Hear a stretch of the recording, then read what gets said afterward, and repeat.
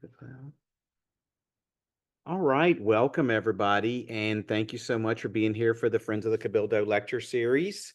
If this is your first time, this is a free benefit to the Friends of the Cabildo members, so I hope you take advantage of it. We have some more lectures happening in November, and I wanted to go over them real quickly. On November 5th, we have Frances Turnbull doing her new book on Spanish Louisiana, Contest for Borderlands, 1763 to 1805.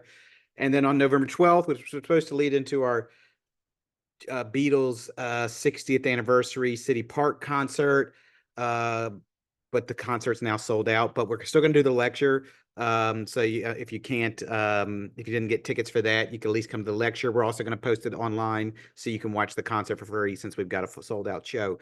But that's Bruce Spicer, and he's going to talk about the 60th anniversary of the Beatles coming to City Park here in New Orleans. So I hope you in 1964. So I hope you take advantage of that as a member of the Friends of the Cabildo. But tonight we're going to be talking about, when I saw this topic, I thought it sounded so interesting because we are in election season to an extent. So I always hear the word middle class, and this is such an unusual look at a very different era of the United States history. And our speaker tonight is a professor of Black Studies at the University of Illinois, Chicago.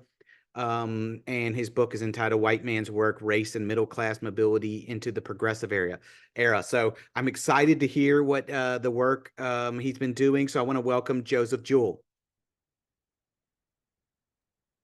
Welcome, Joseph. Thank you. Thank you so much for having me this evening. Again, thanks to everyone, to Jason for inviting me to speak with you this evening. I'm always so pleased to know that there are people who are as interested in these topics as I am. I should mention I have a special fondness for New Orleans, as it was actually one of the first places that I traveled to during some of my first forays into archival research. And of course, I don't have to tell you all what a special place it is, and how in many ways it's a historian's dream site when you think about doing research. So I'm going to start by reading a little from the introduction of the book, and then I'd like to talk with you about some of the key themes and some stories from the book, and I hope you'll find it interesting. Okay.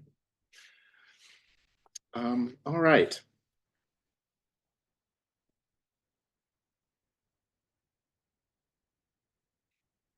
So in turn of the century Atlanta, Auburn Avenue, located east of the city's bustling central business district, was a street of modest, neatly kept dwellings where, according to US Census records for 1900, African Americans were among the white-collar and skilled manual workers who rented or owned homes. Mark Anthony Thomas, a 38-year-old postal distribution clerk, was one of the homeowners. And despite whites oft expressed disease with and efforts to limit Black social mobility, Thomas had secured a prestigious federal job, signaling his membership in the city's emerging Black middle class. A similar cluster of respectable middle-class homes could be found on San Antonio's Pecos Street, about a block from Washington Square on the city's near west side.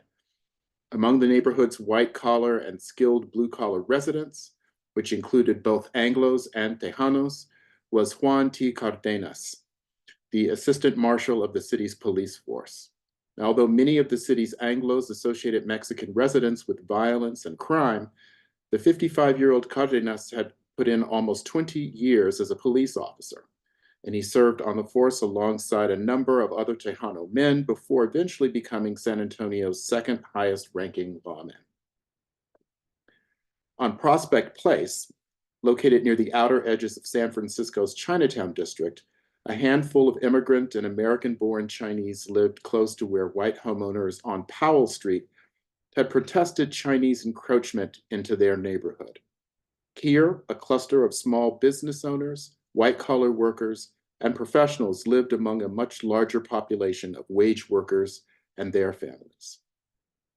In 1900, Herman Lowe, a sewing machine operator, and Robert Lung Park, a clerk and interpreter for hire, lived just doors down from each other and had come to know each other through overlapping social circles. Within 5 years, both men, each the American-born son of Chinese immigrants, would secure middle-class jobs that allowed them and their families to move to the nearby suburb of Berkeley. While Park became a salaried interpreter for the San Francisco Criminal Court assisting Chinese defendants, Lowe would join the local offices of the U.S. Immigration Service as an interpreter in the division charged with enforcing Chinese exclusion laws. Park's younger brother, Edward, would follow Lowe into the Immigration Service as an interpreter. Now, middle-class workers in the United States experienced tremendous change in the late 19th and early 20th centuries. Rapid growth in the industrial manufacturing sector fueled national economic growth that, combined with rising wages, promoted higher standards of living and increased rates of social mobility. By the 1880s, white-collar workers, those employed in clerical, technical, and managerial occupations, and professionals gradually eclipsed the artisans and small business owners who had dominated the US middle class in both number and influence before the Civil War. Emancipation, as well as the ongoing incorporation of both the foreign-born and those living in newly acquired territories, brought new groups of workers into the nation's expanding economy. The socioeconomic changes that altered the internal structure of the middle class produced new uncertainties. In the last 3 decades of the 19th century, the centralization of capital, the consolidation of wealth among the upper classes, violent labor strikes by the working classes, and a series of severe economic downturns unsettled those in the middle. As feelings of precarity spread, many middle-class workers began to wonder whether their long and steady rise would continue. Okay, so I kind of opened my lecture today with these comments because I think one of the things I like to tell people about this book is that the key idea undergirding the book is really the story that we tell about social mobility in the United States. Now, when I say social mobility, I'm speaking as someone who's trained as a historical sociologist, so mixing a little bit of sociology and history. I mean the ways that people have gone about from moving from one socioeconomic situation or class situation to another, so say from working class to middle class, and also thinking about downward movements as well as upward movements.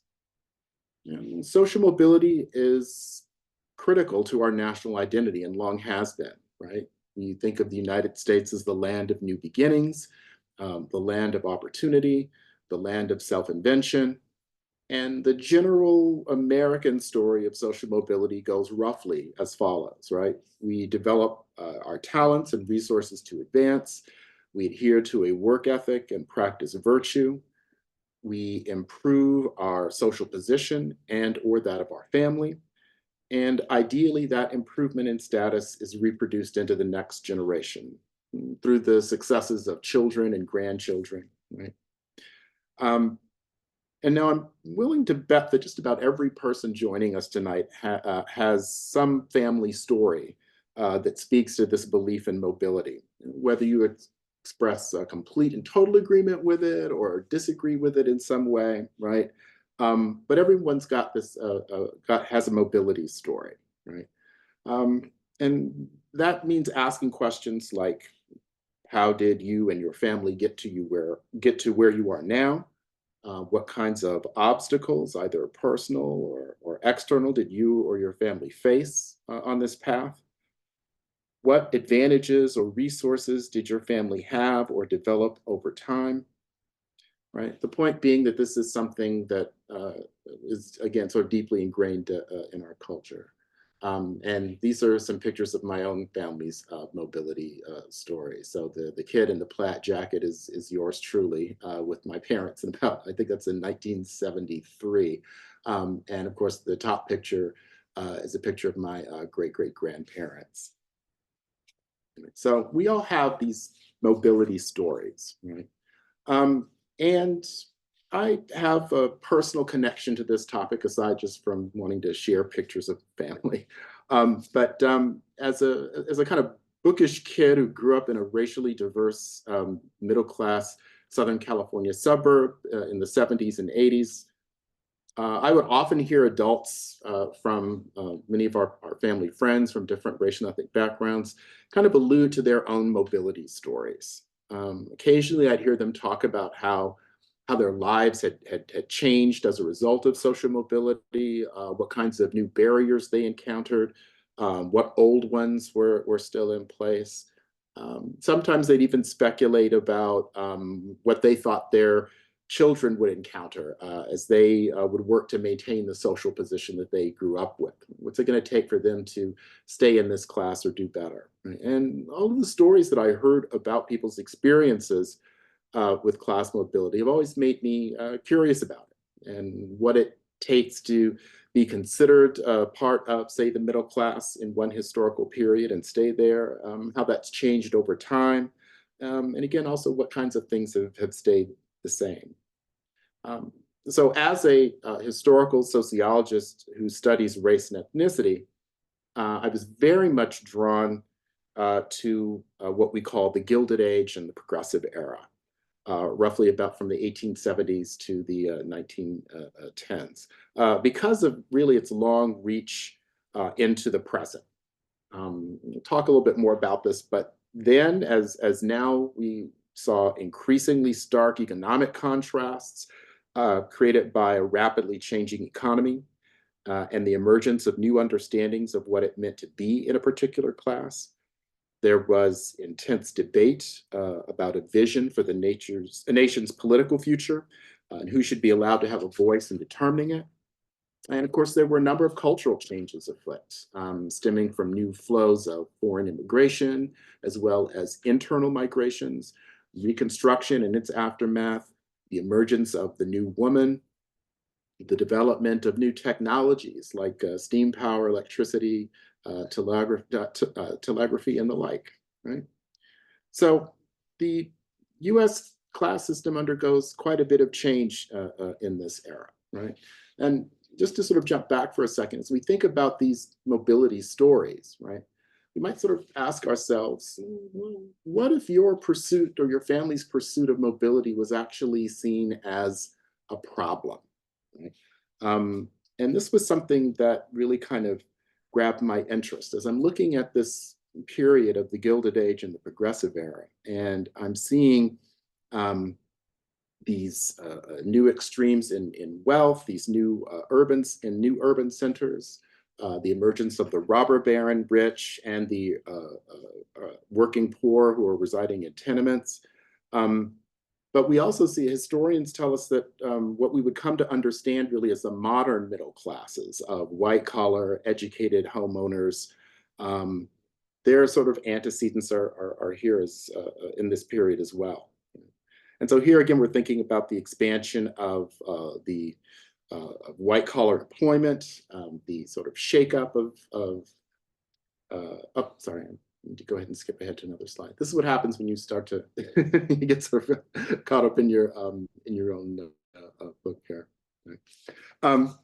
But we see this expansion of white collar workers, the shakeup of new entrepreneurial activity, and the decline of artisans, right? There's a shift towards urban residents, and there's a new kind of importance assigned to urban institutions like schools and museums, places where people can cultivate a middle-class lifestyle. And interact with others who share that same lifestyle. And there's also this kind of mass dissemination of middle-class cultural norms through consumer culture and some of these new technologies I mentioned. Right?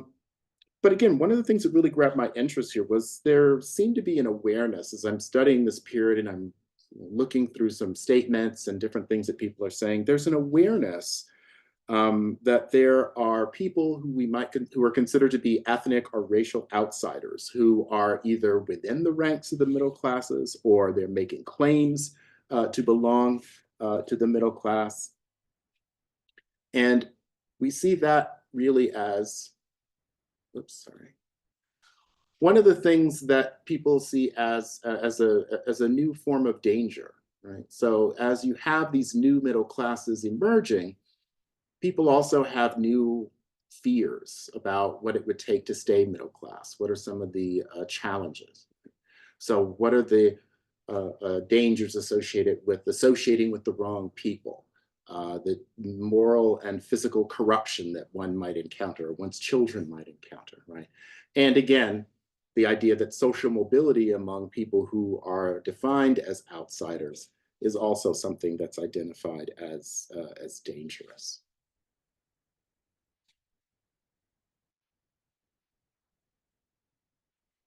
So I go back to this idea about what if your pursuit of social mobility was seen as a problem?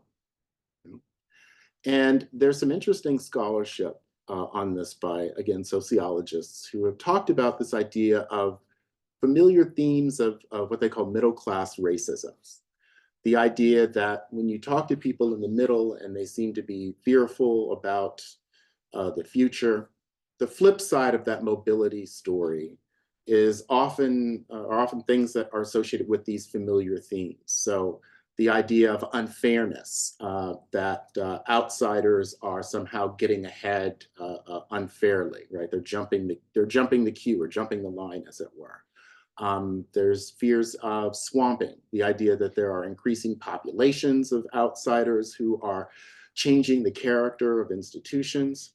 And there's also this theme of deceit or perfidy, right? The idea that outsiders are untrustworthy and they're somehow morally dangerous. So this was something that really kind of struck me. And as I started doing more reading into this, and I was curious about the experiences of middle-class mobility and belonging for different groups in the US at the turn of the last century, particularly those who might be identified as these groups of racial or ethnic outsiders. Right? And there's a lot of literature about European immigrants and some of the things that they faced in terms of securing social mobility. But I found that there seemed to be less written about some of the other groups who over time would not sort of be necessarily subsumed into this idea of whiteness. You know? And so because I was interested in this experience and how people of different groups experienced it, I began gathering data on populations in 3 different cities, each with a different, slightly different variation on what we understand as a racial hierarchy. So I thought to focus on African Americans in Atlanta, Georgia, capital of the New South, and of course, an important site of Black urban community building during the turn of the last century, I should say. Mexican Americans in San Antonio, Texas. This was the largest city in Texas in the postbellum era and the most ethnically diverse. It was seen as an important site of Tejano political influence, as well as American red Anglo socioeconomic control. Right? And Chinese Americans in San Francisco. And this was the largest city on the West Coast. It was central to trans-Pacific trade routes and labor migration, importantly from Asia.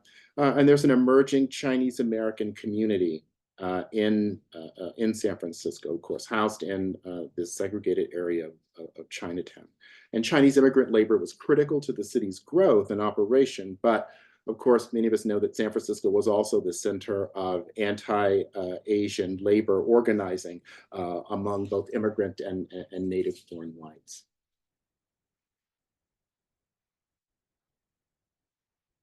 So that brings me back to the stories that I start my book with, or the vignettes rather. And again, thinking about their experiences with social mobility, and how those experiences were best understood within what I see as a larger context of changing ideas about race and its relationship to class position. Now, I should confess here, this was originally going to be a much larger study looking not just at labor and occupations, but also education and housing. Thankfully, I had some good colleagues who said, you may want to sort of focus a little bit if you want to finish this book in the near future. The good problem is I have lots of data that I could continue to look at in other aspects. But so using a combination of things like civil service registers, manuscript census returns, and city directories, as well as newspaper articles, I identified and collected data on some of the social origins and mobility trajectories of the people who are featured in this book. I use a method called collective biography, which involves looking at a group of lives over time and seeing what things they have in common and what things are different, this group of historical actors. Right? But in collecting data on social mobility among Black workers in Atlanta, Mexican-American workers in San Antonio, and Chinese origin workers in San Francisco, I came across some really interesting patterns that I thought really would sort of play out in the lives of these men. And this included about 86 African-American men who were employed as postal workers. That means clerks or mail carriers in Atlanta between 1885 and 1910. In San Antonio, about 43 Mexican-American men who were employed as law enforcement officers, either police officers or detectives, in San Antonio between 1875 and 1910. And then a much smaller group, about 6 Chinese American or Chinese origin men who worked as federal immigration interpreters or customs inspectors at the San Francisco offices of what was first the U.S. Customs Service and then became the Immigration Service between 1889 and 1910. So let's delve into the stories.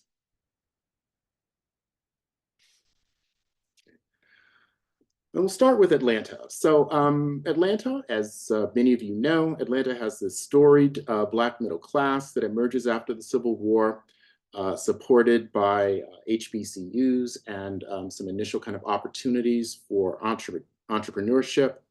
And when looking at the occupational structure of Atlanta's Black middle classes, I found that federal employment with the Postal Service became a really important pathway to social mobility for literate Black men who were either not in the professions or had not yet turned to self-employment.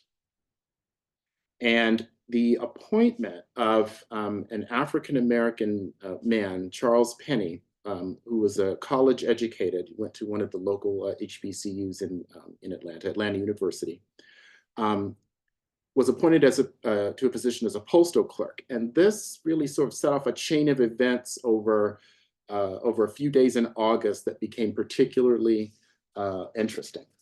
I'll read a little bit from that chapter.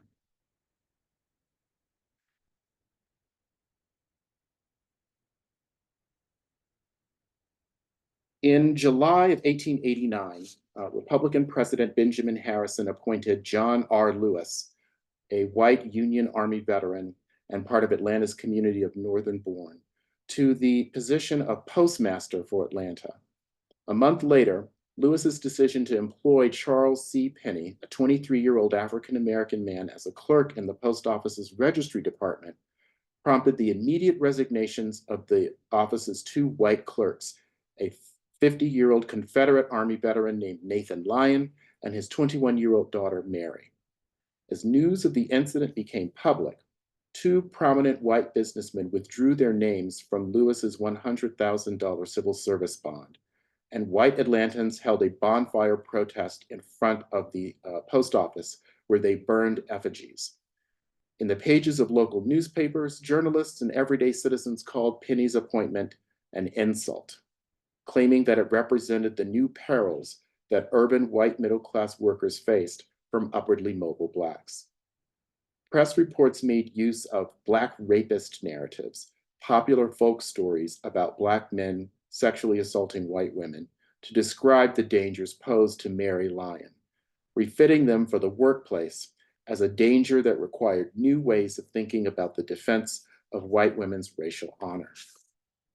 At the same time, journalists also used Nathan Lyon's resignation and the revelation that Wilson Sturgis, a 17-year-old white youth who had not been placed in the registry department, to argue that Black social mobility was also endangering the occupational prospects of middle-class white men. Ultimately, journalists, politicians, and ordinary workers would draw on linked understandings of race, class, and manhood to articulate a new social and economic danger that Blacks' movement into white-collar federal employment posed to Atlanta's whites and those in other Georgia cities.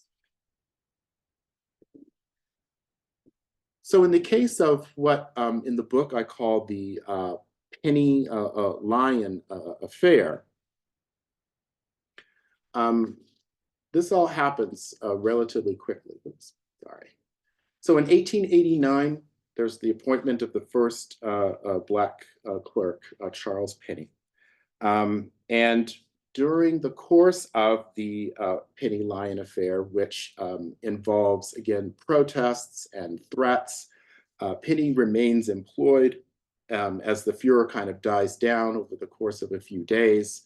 And he stays with the US Postal Service until about 1893. Relatively short term. Then he turns to self-employment. He actually becomes a partner in a furniture store. Right? But the appointment, or Penny's appointment as a postal clerk, sets off this new narrative that I allude to in the passage I just read about the dangers that Black employment in white-collar work, but particularly in the Postal Service, poses for whites. And one of the things that comes out of this is because you actually have Black men who are already working as assistants to the letter carriers, regular letter carriers who are white. As Postal Service expands with Atlanta's sort of growth, right, the argument is made that, well, Black men are suitable for carriers, but they're not suitable to be postal clerks. That simply isn't acceptable. But within a short time, as Black men begin to enter the delivery of the mail, there's an expansion of the story of corruption and malfeasance that's brought on by Black men's employment. Right? So as Black men become more of the postal carriers, there are new arguments or new claims being made about how Black men are stealing from the mail, that the social mobility that many Black men are and their families are encountering because of their employment in the Postal Service is somehow illegitimate. And there are these two cases that involve accusations of Black postal carriers who are stealing from the mail. I won't give it all away because, of course, I want you to buy the book and read more about it. But it ends up being quite this thing sort of plays out in the press about whether or not, or what dangers are being presented by this, and how these Black postal carriers have to be watched, or they have to be stopped altogether. Between 1899 and 1904, Atlanta already begins to get a larger number of Black men working as postal carriers, right? But again, there's this narrative that really kind of begins to grow up around this, to the point where people who were living in rural areas, namely in one case in Bibb County, which is where Macon, Georgia is located, there's actually a protest where people would say, we'd rather not have mail delivery in this rural area than have a Black mail carrier. And in the Georgia governor's race in 1904, the figure of the Black mail carrier actually becomes a symbol of urban danger, but also political corruption, right?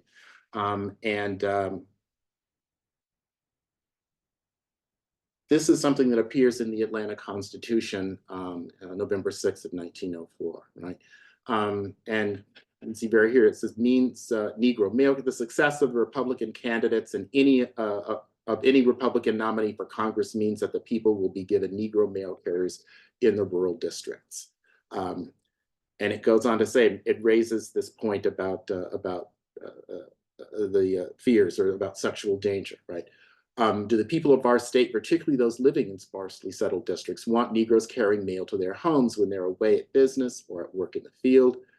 This phase of the question is brought home to every Southern white man. We have them in the cities now, and give the Republicans the opportunity, they will put them in the rural districts. So this has a lot of political cachet. People are immediately sort of making these kinds of connections between crime, uh, sexual fears about white women being left alone in the home, and this figure of the Black mail carrier. Now, interestingly enough, right, this continues until between 1906 and 1910. You see this spate of physical assaults on Black letter carriers. And one of them happens just on the eve of the Atlanta race riot of 1906. Now, one of the things that really sort of struck me about this case, and those of you who may be familiar with civil rights activist and NAACP executive director Walter White's memory of the Atlanta race riot. His father was a mail carrier, and he talks about how he had accompanied him on his mail route, and they saw violence begin to happen, and they managed to rescue some people with their mail wagon, but others they weren't able to do so. But he talks about heading back to his home, and they're preparing to defend the home against a mob of whites who seem to be making their way into their street. And he recalls how one of them calls out, "That's where that nigger mail carrier lives. Let's burn it down." And so I was like, there's this interesting kind of connection here, right? That, what on its face might seem as kind of a one-off, they're attacking the home of someone that they know to be someone who is convened, just as it sort of enters into the Black district.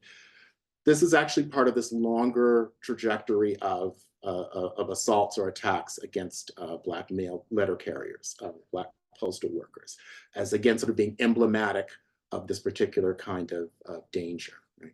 And to get a sense of what people were fearful of in some ways, this photograph is from the photographs that W.E.B. Du Bois used for the Paris Exposition. But this is a home of a Black railroad postal worker, right, who sorted letters on the rail cars, right? So clearly there's evidence of social mobility, and this becomes something that is very much on the minds of white journalists and politicians and everyday people, even as this becomes a thing. I'm going to jump around just a bit, even though the chapters in the book are kind of in a slightly different order, to talk about San Francisco, because I saw some really interesting parallels between what happens in San Francisco and what happens in Atlanta.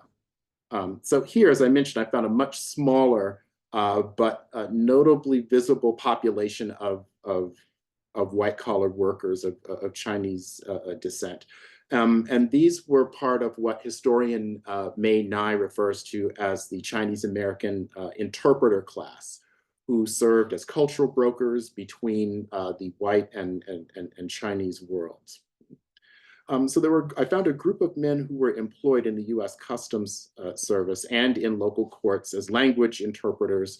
And their work really was used to support the enforcement of policies related to the Chinese Exclusion Act.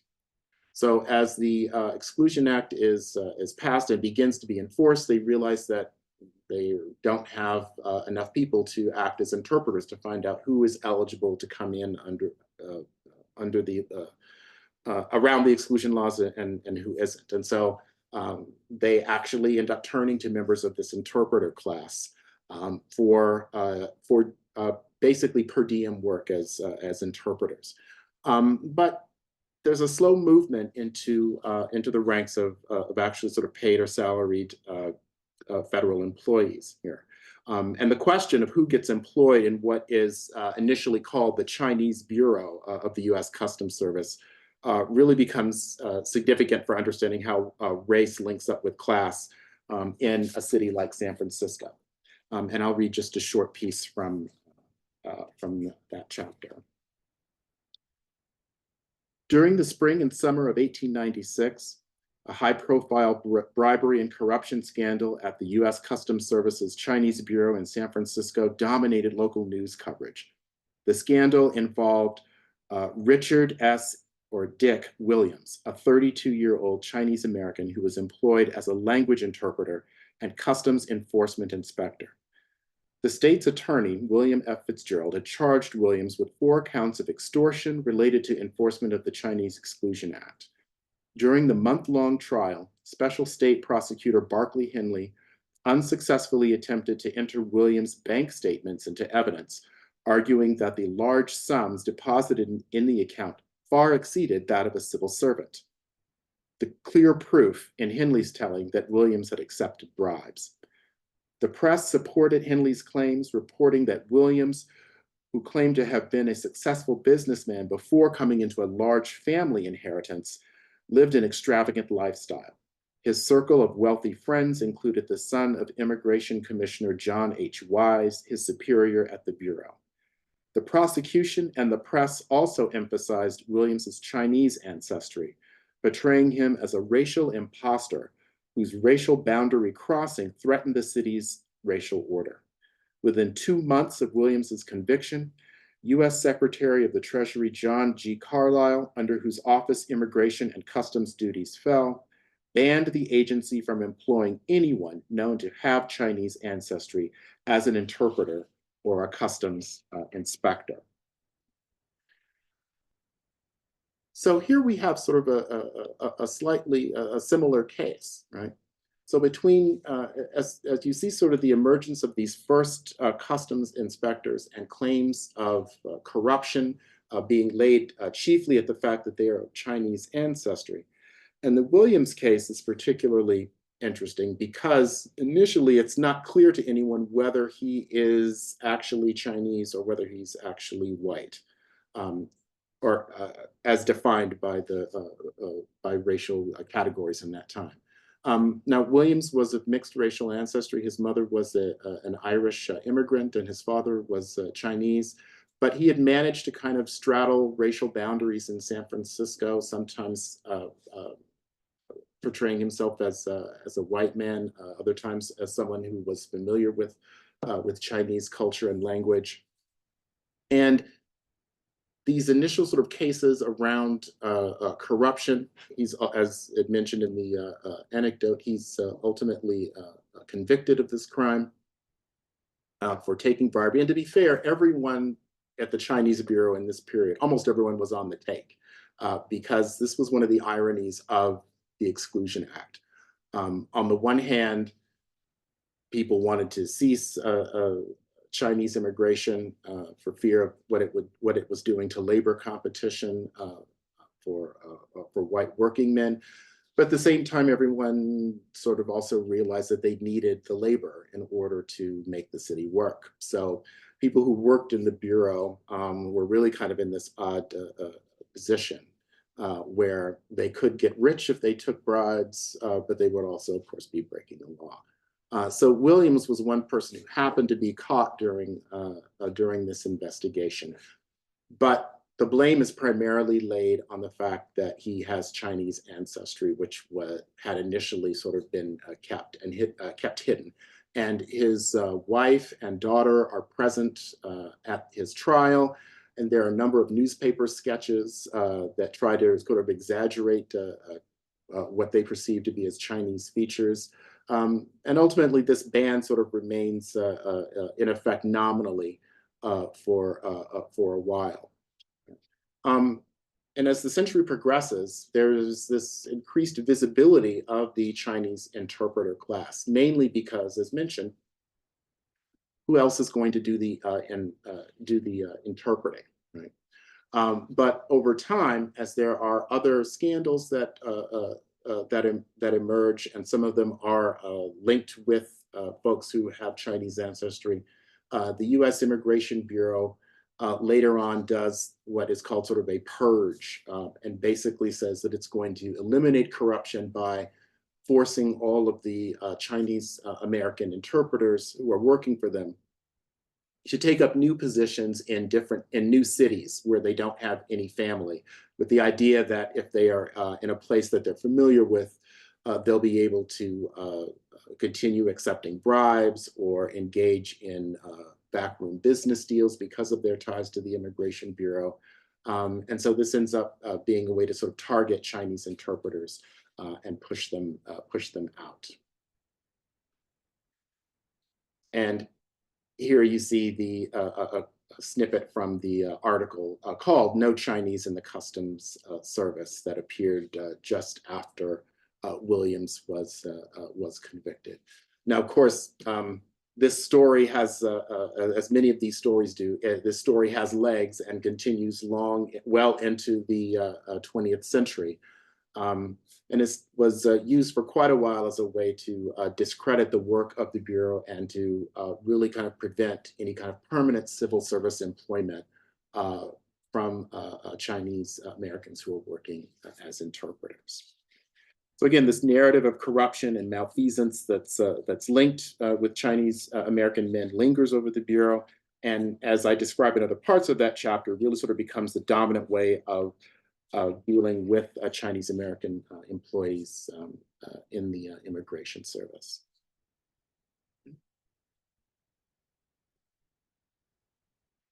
And finally, or lastly, in the case of San Antonio, this was the case that I found really intriguing for some other reasons, because there was a slightly different race-class dimension that began to shape some of people's ideas about race and class mobility. So here, you have, in a place like San Antonio in the Southwest, you have overlapping Spanish and Anglo-American colonialisms that create this unique kind of milieu that really includes not only competing understandings of class, but also competing understandings of race and specifically whiteness. So San Antonio undergoes this rapid kind of urbanization between 1870 and 1900, largely because of the confluence of two railroads, which makes it a regional center of transportation as well as commerce and trade. And the area's Mexican American or Mexican population really begins to shift from ranching and agricultural or commercial, from ranching and agricultural pursuits into commercial and mercantile sectors, right? But this also ends up expanding the urban infrastructure, and the voting bloc of Tejanos, who at this time are favoring Democrats for city government, gets them access to city and, in some cases, county jobs, most notably with law enforcement. And I thought this was particularly interesting because this becomes a place where some of the questions about racial position and the class position of Tejano men really sort of gets worked out. And we see this chiefly in the case of a man by the name of Jacobo Santos Coy. And I'll just read a little from there.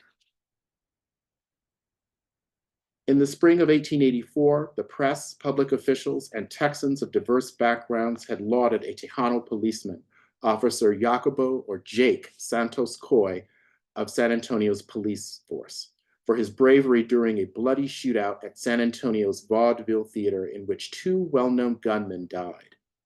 Hailing from an old Bejareño family of landowners with a record of military service that included both San Antonio's Presidio-era army and the Confederate Army, Coy was only one of the 36 Tejano men who worked as law enforcement officers in late 19th century San Antonio.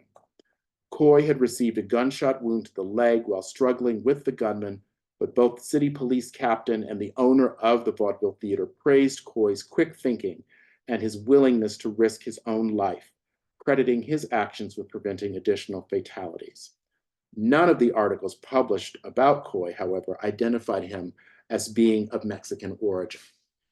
And this was particularly interesting because any references to folks who were engaged in criminal activity or anyone who had broken the law, if they had a Spanish surname, the press or the papers usually identified them as Mexican, or sometimes they would just say a Mexican. And so Mexican was not a nationality at this point. It was, well, it was, but it was also used as a racial category, a way to sort of signify some relationship with non-whiteness. But of course, at the same time, we're seeing Tejanos, Mexican American men who were native to Texas, are entering the police force, right? And they're working in this job. Right? So between 1879 and 1887, as the city's new sort of urban police force emerges, Tejanos are entering into this, and this is actually recorded in a few newspaper articles that talk about them as, again, in the case of Jacobo Coy, as being a hero, and in the descriptions of the city, a newspaper writer by the name of Hans Mikkelsen, who writes about this, actually talks about touring the west side of the city, which is identified as the sort of center of gambling and prostitution and vice. It's also kind of adjacent to what was called the Mexican Quarter, but he's escorted around by the man in this picture, Captain Juan P. Cardenas, who I talked about at the beginning of the book, who was at that point still sort of identified as a captain of police. Right? And the writer talks about how he feels very safe with Cardenas and how he appreciates his bravery, sort of taking him around. Right. But as time goes on, you see the sort of shifting visibility of Tejano policemen.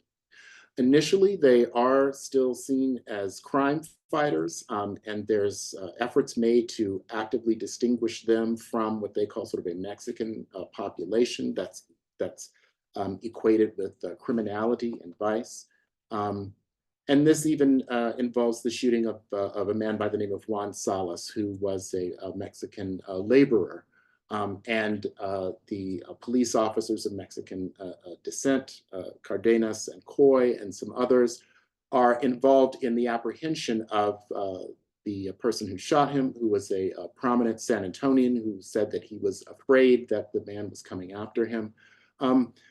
And again, there's no mention of their sharing any kind of heritage with Salas.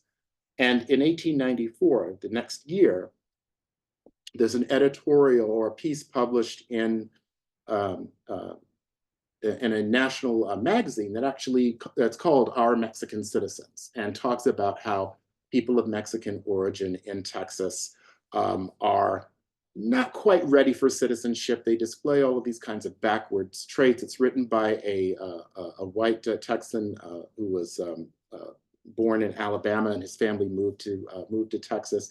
But he sort of buys into this idea that, you know, there are whites and then there are Mexicans. And this doesn't quite fit with, so again, some of the history, particularly when we look at the case of these police officers. But as we get to the end of the end of the 19th century and enter the 20th, we also see that over time, Tejano policemen have been linked with different types of social disorder. So even Jacobo Coy, who was the hero of the vaudeville shooting, is associated with some public scandals involving gambling, one involving infidelity, where his wife and a woman who she believed to be his mistress almost got into a shootout, and this is talked about in the press. And here she's identified as a pretty young Mexican. So the label Mexican is really sort of brought forward as a way to identify some of these officers, in terms of their behavior anyway, as somehow not quite fitting with the understandings of middle-class whiteness, even though they have what is essentially a job that affords them a great deal of prestige, right? So there are more Mexican-American officers or Tejano officers on the police force than there are African-American at this point. But the larger number are made up of Anglo-American officers, either of native-born or immigrant background. And so at the same time that you have Tejanos working as police officers, there's also the emergence of what I call sort of this crime narrative about Mexicans. Mexicans are a criminal population. They have to be kept under watch. They have to be kept in their part of town, right? And this is existing alongside this kind of racial ambiguity that Tejano police officers have, right? Who are involved in apprehending criminals of basically all races at this point in San Antonio. So where does this kind of bring us back to? Well, sort of looking at some of the key themes in the book, what I found is sort of looking at this case of African Americans in the Postal Service, and Chinese Americans in the US Customs Service and Immigration Service, and Mexican Americans in the San Antonio Police Department. There are narratives about crime that are associated with mobility. And there's also a particular racial type that's identified as somehow worthy of apprehension. Right? So in the case of African Americans in Atlanta, there's this distinction made between those who were old-time Negroes and what were called after-the-war Negroes or educated Negroes, those who are pursuing white-collar jobs and who are achieving mobility and really sort of demanding the protection of their uniform, right? In the case of Chinese Americans, right, one of the figures is the Americanized Chinese, the person of Chinese ancestry who has assimilated into American culture, wears Western clothes, may be highly educated, but again, there's this idea that something is kind of lurking and they can't quite be trusted, right? And in the case of San Antonio's Mexican American or Tejano police officers, right, here it's a little different. The Mexican crime narrative is really kind of coming up against this question of Mexican American mobility through employment with the police force, right? And this insistence really that Tejano policemen in many ways, at least initially, are not identified as Mexicans, but later on that begins to shift somewhat. So what we see is that this race-class relationship is really sort of complex, and it sheds some important light really on how we're thinking. I think if we, to sort of bring it back to all the things we talked about with social mobility and the idea of what if your mobility was identified as a problem, right? Sort of begs the question of what has that looked like in the past? And as we see some of these same kinds of ideas or dangers being circulated, we might ask not only how and why they were used at particular points, but maybe why we're seeing them again in some ways. So thank you very much, and I welcome your questions and comments about the book. All right, great. Thank you, Joseph. Really impressive stuff there, and just very well researched, and congratulations on the work in the book. So Thank you. You chose 3 different cities, 3 different ethnic groups. Were there some other cities that you had considered that might have been useful to that? And I just wanted to see, maybe why you didn't choose them compared to others, or maybe just 1 or 2. Thank you for that question. Oh, actually, should I stop sharing, or is that okay? Yeah, you can leave it on there. I can still see your video. It's fine. Okay, great.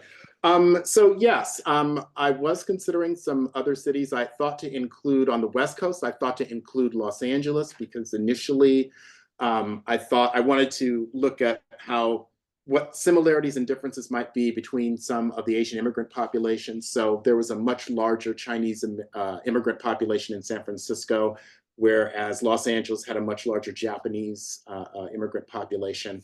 And, before I had someone kind of rein me in and say, okay, you're not going to finish this in your lifetime if you try to do all of this at once. I did find some interesting things there that I wanted to write about. And I said, okay, we'll have to save this for I'll save this for the next book. Yeah. Or the next piece. I also thought about New Orleans because there was a New Orleans connection that came up. There was a young man who was a mail carrier in New Orleans, Walter Cohen Jr. Yeah, I know Yes, yes, I believe you all know Walter L. Cohen. Yeah, so his son was actually arrested or accused of theft from the mails, and he was also working as a mail carrier.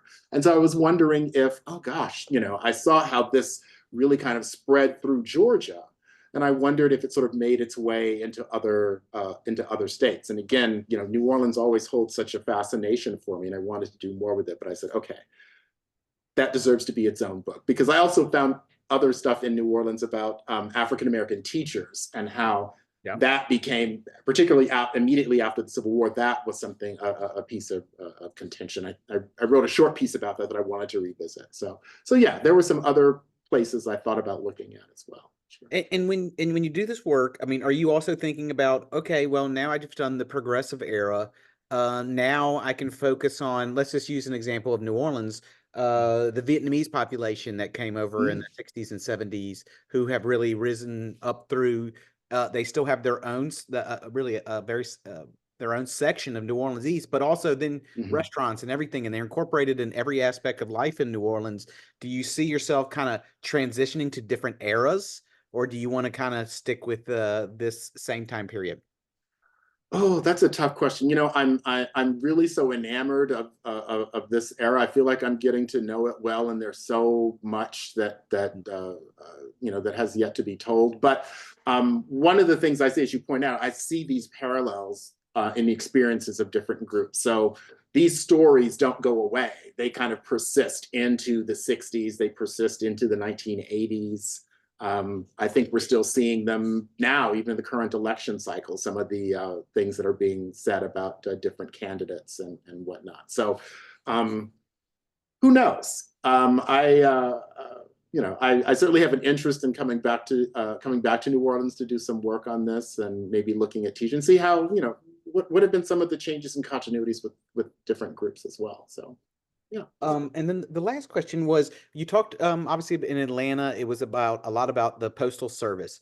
Yes. It's still today, the Postal Service is one of the largest employers of African Americans around the country. Is that, Mm-hmm. is that, um, is that common? I mean, is that correct? That's around the country that African Americans or blacks are hired at the Post Service and have created basically a working environment that works really well for moving up.